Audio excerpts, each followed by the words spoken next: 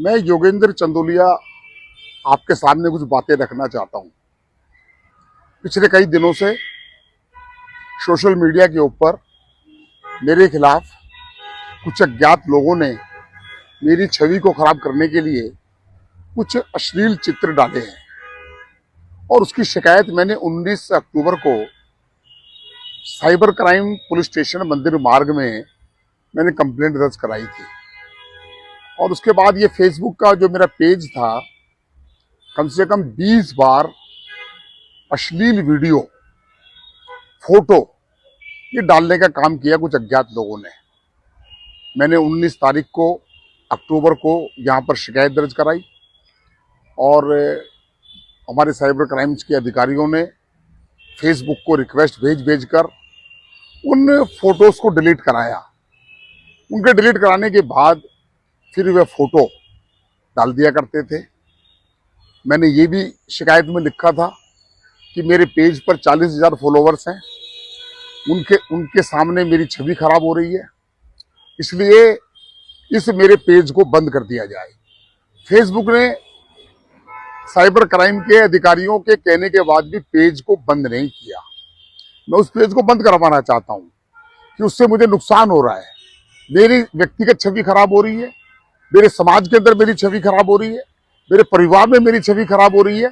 और मैं जिस राजनीतिक पार्टी से आता हूं, भारतीय जनता पार्टी से, उसमें के अंदर मेरी छवि खराब हो रही है। सोशल मीडिया लाखों लोग देखते हैं, मुझे अनेक जगहों से टेलीफोन आते हैं और मैं उनको कुछ जवाब नहीं दे पाता। वो कहते हैं आप इसको डिलीट कर दीजिए।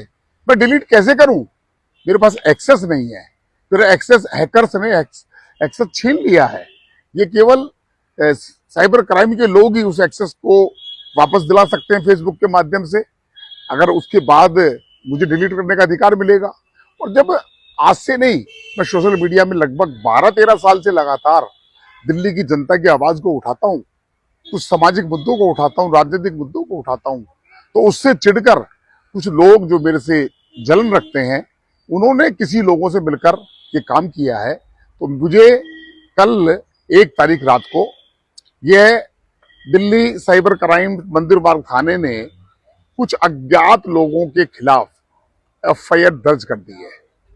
अब इससे मैं इतना तो कर सकता हूं कि मैं इसको आज सोशल मीडिया में डालूंगा और लोगों को पता लगेगा कि योगेंद्र चंदोलिया के बारे में जो राय रखते हैं वो राय ठीक बनी रहे। क्योंकि मैंने अपनी जिंदगी के अंदर अपनी छवि को बचाकर राजनीतिक क्षेत्र हो, सामाजिक क्षेत्र हो, मैंने काम किया है। तो मैं आप सभी लोगों से रिक्वेस्ट करना चाहता हूं, जब भी यह फोटो उस पर अपलोड हो, उसमें एक ऑप्शन होता है रिपोर्ट करने का, उसको रिपोर्ट कीजिए।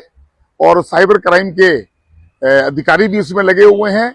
और मैं दिल्ली पुलिस के कमिश्नर महोदय से भी मैं निवेदन करना चाहता हूं कि वह फेसबुक को लिखकर इस पेज के एक्सेस मुझे दिलवाएं और जो लोग ये शरारत कर रहे हैं उनके खिलाफ कानूनी कार्रवाई होनी चाहिए।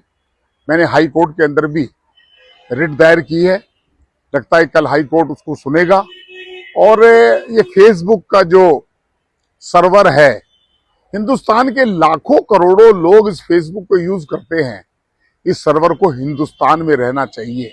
मैं भारत सरकार के प्रधानमंत्री जी से, देश के गृह मंत्री जी से निवेदन करना चाहता हूं कि अगर ये फेसबुक काम करना चाहती है, लोगों को सेवाएं देना चाहती है, तो इसकी अगर कोई शिकायत होती है तो यूएस से जाने की आवश्यकता ना हो। ये सर्वर हिंदुस्तान में उस सर्वर हो जिससे कि तुरंत दूध का दूध और पानी का पानी हो।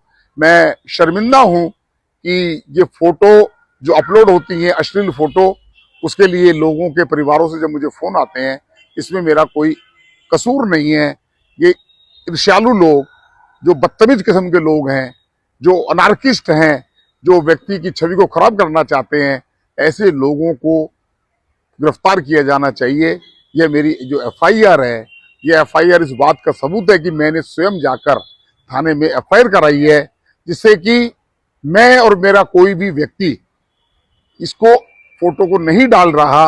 ये इस बात का मेरा प्रयास है।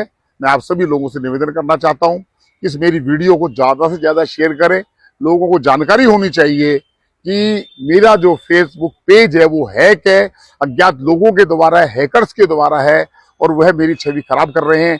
ऐसे किसी दूसरे व्यक्ति की छवि खराब ना हो, इसलिए ऐसे लोगों को सबक सिखाने की आवश्यकता है। इतना कहकर मैं अपनी बात को समाप्त करता हूं। मैं इस समय मंदिर मार्ग थाने के अंदर जो साइबर क्राइम जो है, जो इन कामों के लिए रहता है, जो इन कामों को हल कराता है, उनके अधिकारियों का भी मैं धन्यवाद करना चाहता हूं कि उन्होंने मेरे कहने पर तुरंत ये फोटो डिलीट करते रहे हैं। लेकिन वह व्यक्ति लगातार फोटो डालता है, मुझे बार बार रिक्वेस्ट करनी पड़ती है। इसलिए इस एफआईआर को, मेरी वक्तव्य को ज्यादा से ज्यादा वायरल करें, जिससे लोगों को दूध का दूध और पानी का पानी हो और सच नजर आए। आपका योगेंद्र चांदोलिया।